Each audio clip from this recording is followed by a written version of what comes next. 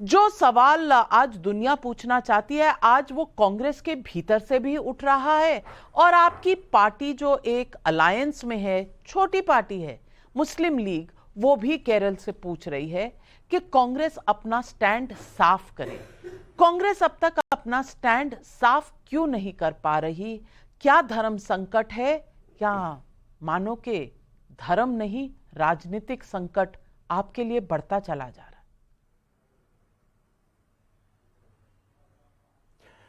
नविका जी, सबसे पहले तो आपको और आपके साथ साथ इस पूरे ब्रह्मांड को बहुत बहुत बधाई और बहुत बहुत शुभकामनाएं कि जो मंदिर खोलने का सपना और पूरा किया भारत रत्न स्वर्गीय श्री राजीव गांधी ने, वो आज एक प्राण प्रतिष्ठित होकर अगले कुछ दिनों में हम सबके सामने, पूरे देश के सामने और पूरे ब्रह्मांड के सामने प्रस्तुत होने जा रहा है। तो एक एक सनातनी और एक एक हिंदू को इसके ऊपर शान से गर्व है, गर्व होना चाहिए और गर्व महसूस होना चाहिए। एक बात। दूसरी बात, आपका मैं पैकेज सुन रहा था तो बहुत सारा आपने कांग्रेस कांग्रेस कांग्रेस किया। एक लाइन मुझे याद आ गई कि ओढ़ मुखौटा राम का घूम रहे लंकेश, कंस दे रहे हैं आजकल गीता का उपदेश। क्या ये बीजेपी पार्टी ने इंडिया अलायंस के किसी भी वरिष्ठ नेता को राम मंदिर के प्राण प्रतिष्ठा का इनविटेशन दिया है? अगर दिया है तो मैं टाइम्स नाउ नवभारत को कहूंगा कि वो लेटर अपने दर्शकों को दिखाए, क्योंकि हिंदुस्तान के लोगों को पता होना चाहिए कि राम मंदिर का पहला काम कांग्रेस पार्टी ने किया था, दरवाजा खोलने का, और पूजा करने का भी काम पहला कांग्रेस पार्टी ने किया था पीवी नरसिम्हा राव के टेन्योर में। तो क्या है, बीजेपी पार्टी ने वो लेटर दिया है? या राम मंदिर के जो नए ठेकेदार आजकल बने हुए हैं, क्या उन्होंने इनविटेशन अखिलेश यादव को, सोनिया गांधी को, संजय राउत को या शिवसेना को दिया है? क्या आपके पास है तो दिखाइए। इंडिया अलायंस, भारत एक गठबंधन, अगर इनके नेताओं को दिया गया है तो आप दिखाइए। नहीं दिया गया है तो मुझे नहीं लगता कि बीजेपी पार्टी के नेताओं को अपने भाड़े के कुछ टट्टू नेताओं के द्वारा जो हिंदू मुस्लिम की लड़ाई कराते हैं, जो शाम को टीवी चैनल पे कोई दिखता है, एक हिंदू का एजेंडा, एक मुसलमान का एजेंडा, इनके प्रतिनिधियों के द्वारा इस देश में आग लगाने की जरूरत है। एक बात। दूसरी बात, सनातन अपने आप में परिपक्व है, हिंदुत्व अपने आप में परिपक्व है। और इत्तेफाक की बात यह है नविका जी कि आज वो तारीख है जिस दिन गुरु गोविंद सिंह के साहबजादे ने, सबसे छोटे उम्र के साहबजादे, 7 साल के उस व्यक्तित्व ने अपनी शहादत दी थी हमारे धर्म और हमारे सनातन की रक्षा करने के लिए। हम चाहे झंडों का रंग अलग अलग करके जो भी आग लगा लें, लेकिन आज वो ऐतिहासिक 28 दिसंबर का दिन है। सनातन इतना बड़ा और इतना प्रौढ़ और इतना परिपक्व है। मंदिर की स्थापना हो रही है, इस बात के लिए भारतीय जनता पार्टी की सरकार और नरेंद्र मोदी जी को भी बहुत बहुत बधाई। और अभी 2 दिन पहले आप भी वहां कार्यक्रम कर रही थी, आपको भी बहुत बहुत बधाई। आप खुशकिस्मत है कि सरयू घाट से आपको रामलला का नाम लेने का मौका मिल रहा है। लेकिन एक आवाज हिंदुस्तान का एक एक बच्चा फिर से पूछेगा, मंदिर निर्माण हो गया, हम सब सनातनी शान से हाथ उठाकर बोलेंगे जय सिया राम। लेकिन 2 और बड़ी बड़ी बातें। अब क्या जो राजस्थान में बलात्कार और हत्याएं हो रही हैं, उत्तर प्रदेश में जो बलात्कार और हत्याएं हो रही है, उसके लिए कौन जिम्मेदार है?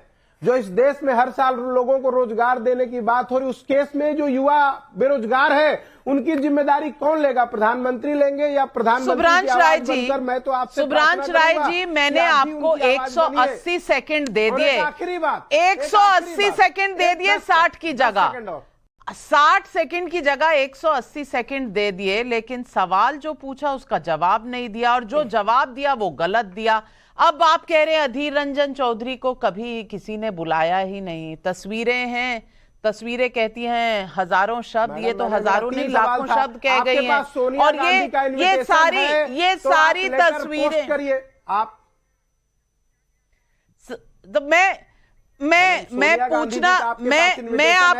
आपको आपके तथ्य ठीक करके बता रही हूँ, लेकिन सवाल जो मैंने पूछा, सवाल, अब सुब्रांश राय जी आपको ठंडा पानी पीना पड़ेगा, क्योंकि आपको ऐसी चीजें दिख रही हैं, सुभ्रांश राय जी, आपको ऐसी चीजें दिख रही हैं जो अभी हुई नहीं है। हो सकता है आपके कण कण में राम आ गए हैं, तो आपको मैं भी सरयू के घाट पे दिख रही हूं। मैं सरयू के घाट अब तक तो गई नहीं इस दौर में, तो जब जाऊंगी मैं अपनी तस्वीर आपको जरूर भेजूंगी। अभी तो मैं स्टूडियो में हूं और जो तस्वीर है वो आपको दिख नहीं रही अधीर रंजन चौधरी की। अब सोनिया गांधी जी से भी सवाल पूछा था, जवाब दे नहीं रही, हाँ बोलूं ना बोलूं, तमाम तरह की अटकलें चल रही हैं। लेकिन सवाल मैंने मुस्लिम लीग पर पूछा, आपने ब्रह्मांड का हमें भ्रमण करा दिया। जीवीएल नरसिम्हा राव, ये ऐसा सवाल है कि जिस पर कुछ बोले बन नहीं रहा। एक तरफ से सुभ्रांश राय जी खुश है कि मंदिर बना है, इसके लिए मैं उनको बधाई देती हूं, लेकिन केरल कांग्रेस क्यों कह रही है कि किसी हालत में नहीं जाना चाहिए राम मंदिर की प्राण प्रतिष्ठा में? इस पर कोई जवाब नहीं, मुस्लिम लीग पर कोई जवाब नहीं दे पा रहे हैं सुभ्रांश राय जी। इस धर्म संकट, राजनीतिक संकट को आप क्या कहेंगे?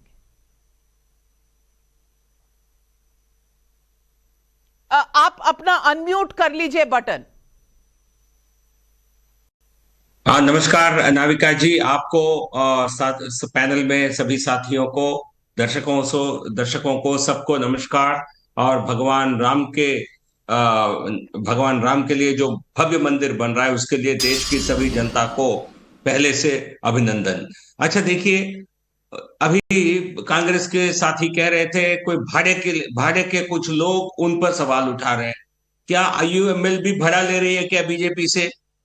क्या आईयूएमएल, इनका आरोप है आईयूएमएल बिकी हुई है? क्या आईयूएमएल के इनके कोई भेदभाव है, कोई छेद है क्या? क्या आईएनडीआई सो कॉल्ड अलायंस में इसको लेकर कोई फूट हुआ है क्या?